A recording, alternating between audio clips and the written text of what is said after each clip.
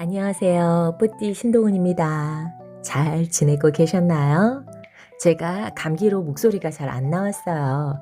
그래서 잠시 동안 유튜브를 쉬었고요. 이제 다시 재개하려고 합니다. 저는 전자책을 발간한 경험이 있어요. 그래서 이 경험을 여러분께 나누려고 해요. 글쓰기에 관심 있는 분 계시다면 제 이야기를 그냥 경험 삼아 들어보셨으면 좋겠습니다. 일단 저에 대해 소개를 할게요. 저는 생물과 미술 두 가지 전공을 했고요. 웹 디자이너로 10년 동안 일을 했어요. 결혼을 하면서 직장을 그만두고 육아에만 전념을 했는데요. 놀이를 통해서 영유아시기 자녀를 키웠고요. 현재는 아이와 함께 성장하고 있답니다. 젊은 시절에는 성취가 가장 중요하다고 생각을 했었는데요.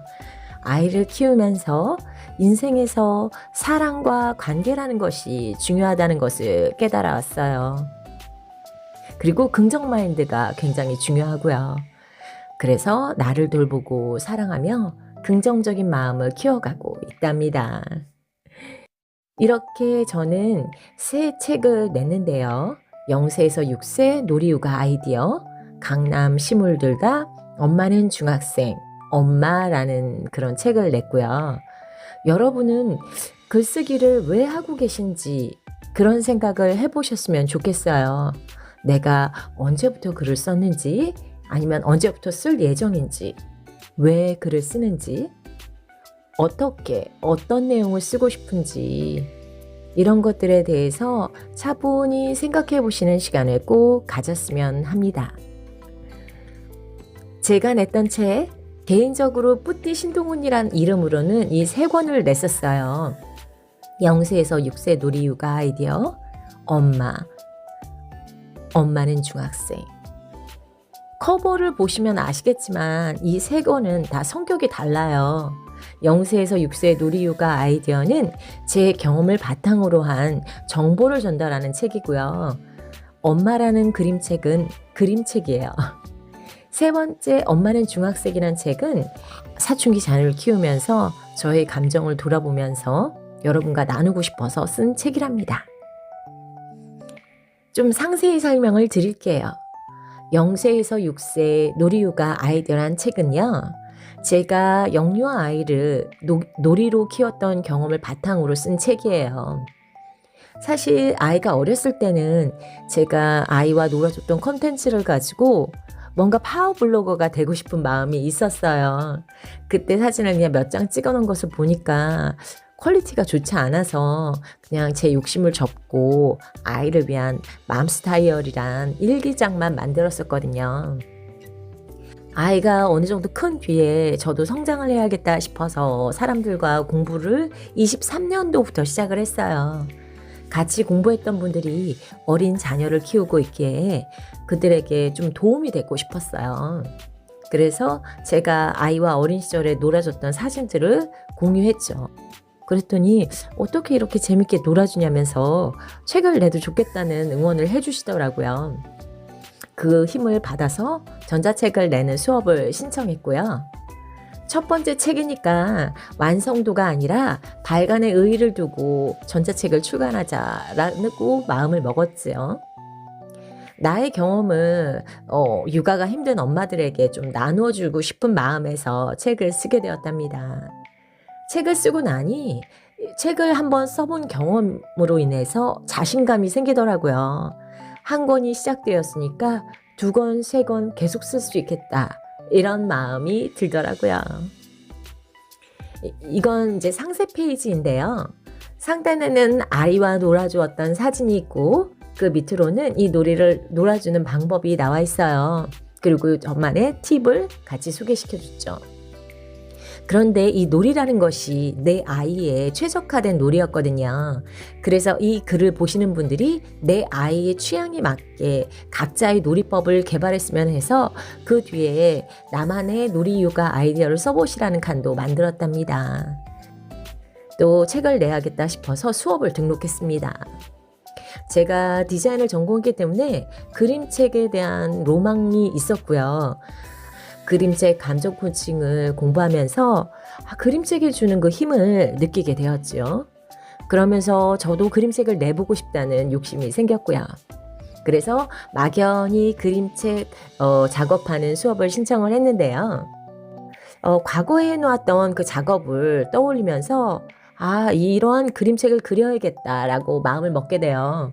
그리고 예전에 캘리그래피를 배웠는데 그 스토리를 다 접목해가지고 그림을 그리게 되었답니다.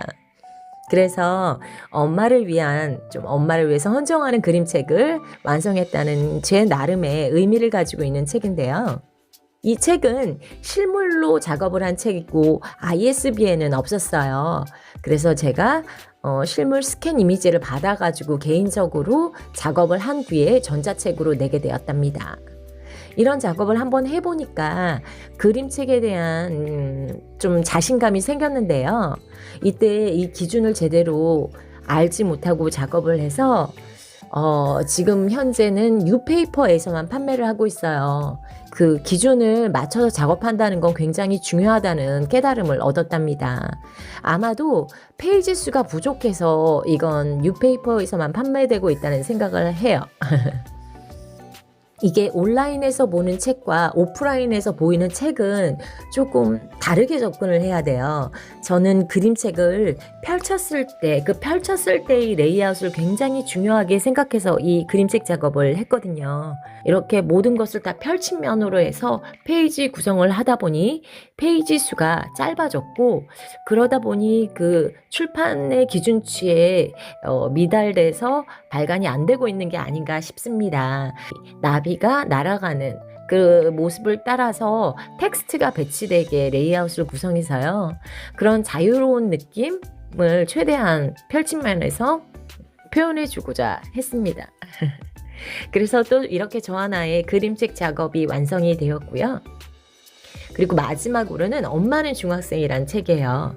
제가 중학교 2학년인 아들을 키우고 있어요. 이건 정말 우연한 기회에 이제 도서관에서 열린 1인 출판 특강을 듣고 작업을 하게 되었습니다.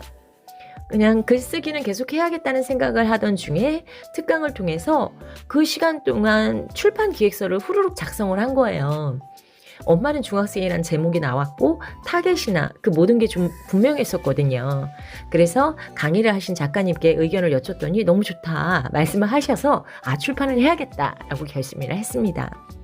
그런데 혼자서 책을 쓰고 출판을 한다는 게 쉽지 않죠. 그래서 또 전자책 수업을 등록했어요. 제가 이 글을 쓰면서 저의 인생을 좀 돌아보게 되고 너 맞아, 그렇게 노력한다고 힘들었지 하면서 저에게 자기 위로를 해주고 또 치유를 했던 그런 시간이 되었던 사실 글이에요. 사춘기 자녀를 키우는 게 쉽지 않잖아요.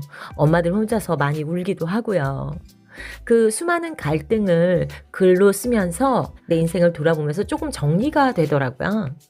사실 더 성장하고 싶고 아이와 좋은 관계로 발전하고 싶은데 글을 써서 자기 치유가 됐음에도 이게 삶에 100% 적용은 안 되고 있더라고요. 여하튼 저에게는 그래도 자기 치유와 성장의 시간을 줬던 책입니다. 그런데 이 수업이 4주라는 짧은 좀 타이트한 수업이었어요. 그래서 그 시간 내에서 완성을 하려다 보니 조금 탈고를 제대로 못한 상태에서 발간을 하게 되었고, 그런 부분에선 조금 아쉬움이 있었답니다. 그리고 엄마는 중학생이라는 제목이 너무 임팩트가 커서 반응이 좋을 거라고 기대를 했었거든요. 그런데 판매가 부진해서 개인적으로는 이 책을 내고 난 다음에 좀 의욕이 상실된 상태였어요. 상세 페이지입니다. 일기 형식으로 에세이를 작성을 했고요. 제목이 있고 그 날의 일기에 대한 감정이 같이 기록되어 있어요. 어떤 사건, 경험에 대한 저의 감정을 많이 다루고 있고요. 이 일기가 끝난 뒤에는 오늘의 나에게 해주고 싶은 말을 넣었어요.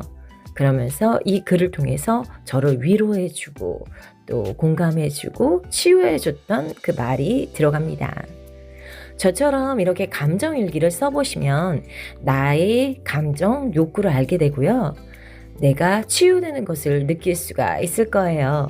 여러분도 저처럼 감정일기를 써보시길 추천하고요. 매 챕터의 끝에는 엄마의 감정일기를 쓸 수 있는 페이지를 넣어놨답니다. 오늘 나의 감정은 그 감정을 느낀 사건을, 그리고 나에게 해주고 싶은 말, 이런 것들을 적을 수 있게 마련해 놓았으니까 많은 분들이 활용해 보시면 좋겠습니다. 이렇게 세 권이 제 이름으로 낸 책이고요. 마지막으로는 공지어 시집이 있습니다. 여러 명이 함께 시를 낸 것이에요. 운이 좋게 제가 시쓰기 수업을 신청했어요. 이 당시만 해도 제가 글쓰기를 하다 보면서 언어의 한계를 많이 느끼고 있었거든요. 독서를 많이 하고 어휘력을 높여야겠다는 생각을 하던 와중에 이 수업을 신청하게 되었어요. 시라는 건 함축된 의미를 가지고 있는 그런 표현이죠. 그러다 보니 평소에 일상에서 내가 스쳐 지나갈 수 있는 것들에 대해서 관찰하는 것을 중요시 여기게 되었고, 그 아름다움을 볼 수 있는 눈을 키웠답니다. 아름다움을 볼 수 있는 시선이 중요하고, 그걸 말과 글로 표현할 수 있는 경험의 시간을 갖게 된 거죠. 관찰과 표현의 중요성을 깊이 느끼게 되었고요. 글쓰기를 계속해야겠다라는 생각을 했답니다. 저의 이 경험을 통해서 나의 욕구를 알아보게 되었는데요. 글쓰기와 나의 욕구에 어떤 연관관계가 있을까를 조금 정리해 보았어요. 저 내부적으로는 글쓰기라는 것을 통해서 나는 메타인지를 가질 수 있었고, 자기 표현의 욕구가 크다는 것을 알게 되었어요. 글쓰기를 통해서 나 자신이 치유되고 성장함을 느낄 수 있었고요. 아름다움에 대한 욕구가 있고 그것을 표현하고자 하는 마음이 있구나라는 것도 깨달았답니다.